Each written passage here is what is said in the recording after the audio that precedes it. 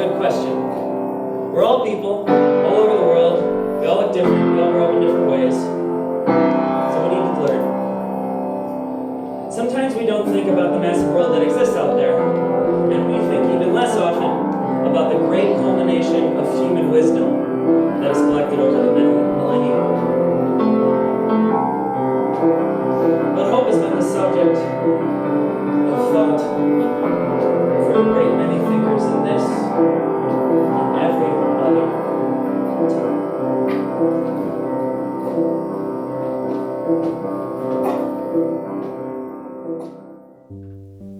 4 candles were burning quietly and were slowly melting away. It was so quiet that you could hear them speak.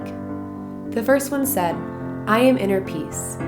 Unfortunately, people cannot manage to keep me, and I think I have no choice but to die out." And the flame of the candle went out. The second said, "I am faith. Unfortunately, nobody needs me. People do not want to hear anything about me, so it makes no sense for me to keep burning." As soon as the candle said that, a gentle breeze passed and put out its flame. The third candle said, "I am love. I have no more energy to keep burning. People do not appreciate me and do not realize they love those who love them the most, their families," and this candle died out. Suddenly, someone entered the room and saw the 3 extinguished candles. Terrified, the person screamed, "What are you doing? You should keep burning. It is so dark here." Then the 4th candle whispered, "Do not be afraid. While I am burning, you can always ignite the other 3. I am hope." The person was a fisherman, and little did he know that hope could burn even in the eyes of a little fish he caught. This little fish, in the hope of catching something to eat, got caught on a hook. At first it felt a terrible pain, then its heart began pounding as it was being pulled out of the water.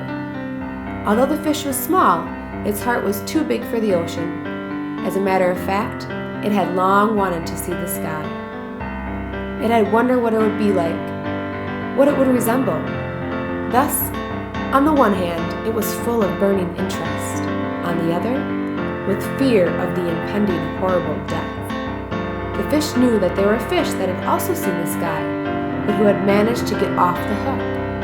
But unfortunately, the little fish very soon found itself in the strong palm of the fisherman, and it knew that soon would be the end. Floundering in the small green bucket, it felt with its little fins the bodies of its dead friends. Then a menacing cat approached the bucket and looked straight into the eyes of the little fish. Its whole life flashed in front of its eyes, like the last time it took a glimpse of the white coral on the sea floor. Suddenly, a fisherman approached, bent down, and picked up a small fish in his hand. He went to the edge of the boat and gently threw the fish back into the water. As the fish felt the coolness of the water on its drying flakes, the fisherman felt a few tears come down his pensive face. Dismayed, the fish could hardly believe he was swimming again. The man was no less at a loss with the freedom that he felt. It seemed like the fish had taken all of his worries away with it to the bottom of the sea. The cat and the other fishermen on the boat looked with bewilderment at the man, who smiled and said, "If one day, like this fish, I end up in a desperate situation, I want, at the last moment, to live in hope for a favorable resolution." This was an interpretation of 2 stories first read in Russian by a Bulgarian who studied in the United States and who in all her endeavors strives to never run out of fuel for the candle of hope.